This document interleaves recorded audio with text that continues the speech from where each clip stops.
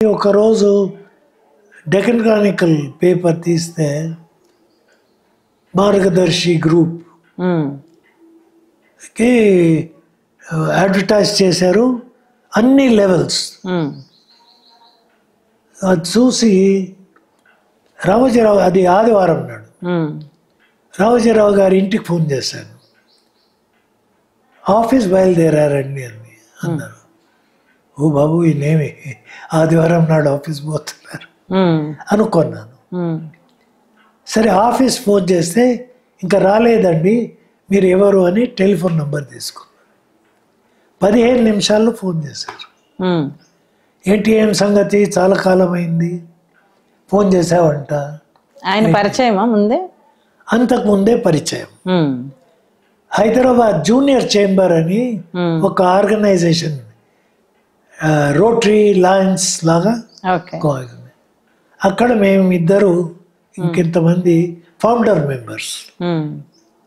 So చాలా రోజులైంది. ఏంటి అంటే, ఏదో మీ ప్రకటన చూశానండి, ఏ లెవెల్లో తీసుకుంటుంది, ఎందుకు అడుగుతున్నావు అన్నారు. నేను కూడా జాబ్ మార్చాలనుకుంటున్నానండి. ఎందుకు, ఏమైంది, మంచి జాబ్ ఉంది కదా. జాబ్ బాగానే ఉంది కానీ ఇది సంగతి. సరే ఒక పని చేయండి, ఓ కామన్ ఫ్రెండ్ ఉన్నారు, ఆయన మార్గదర్శి చిట్ ఫండ్స్లో అప్పుడు డైరెక్టర్ ఉండే, ఆయనను కలవండి ఒకసారి అన్నాడు. ఆయన మీకు బ్రీఫింగ్ ఇస్తాడు. మర్నాడు ఫోన్ చేసి వెళ్ళి కలిశాను. కూర్చొని ఒక కప్ చా తాగాను. ఏమడుగుతాడు ఆయన, అందరు తెలుసు. సో ఒక పేపర్ ఇచ్చిండు, ఏదో ఒక అప్లికేషన్ రాయివయ్యా, బయోడేటా రాసిమన్నాడు. రాసిచ్చింది. 2-3 వారాల తర్వాత నీ ఇంటర్వ్యూ ఫిక్స్ అయ్యింది, రేపు 3:30కి ఈనాడు బిల్డింగ్కి వచ్చేసి. హరీందర్, ఎట్లా బాబు, నేను రేపు 3:30కి మేకప్లో ఉండాలి, రవీంద్ర భారతిలో నాటకం వేస్తున్నాం, మృచ్ఛకటిక, ఇంగ్లీష్ ట్రాన్స్లేషన్.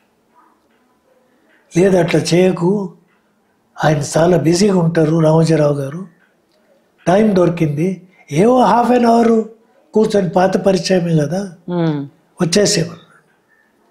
సరే మన డ్రామా వాళ్ళకి, బాబు నేను ఒక గంట లేట్ అవుతాను, మేనేజ్ చేసుకోండి అని వెళ్ళి ఆయన దగ్గర కూర్చొని, ఇంకిద్దరు డైరెక్టర్స్ ఉన్నారు గ్రూప్ కంపెనీస్, వాళ్ళని కూడా పిలిచారు ఆయన.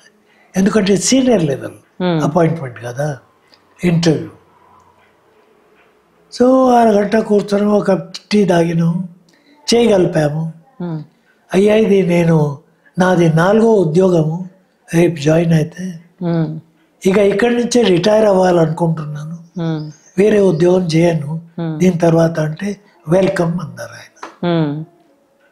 సో 1979 మార్చిలో ఎప్పుడు రాగలుగుతారు అన్న. సరే దాదాపు నాకు జనరల్ మేనేజర్ లెవెల్ అక్కడ అపాయింట్మెంటు, సో 3 months అయినా పడుతుంది చార్జ్ ఇవ్వడానికి.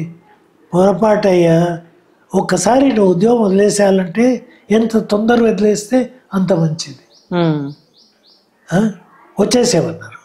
వచ్చే నెల వచ్చేసేమన్నారు. అలాగే అని వచ్చేసాను, జాయిన్ అయ్యాను.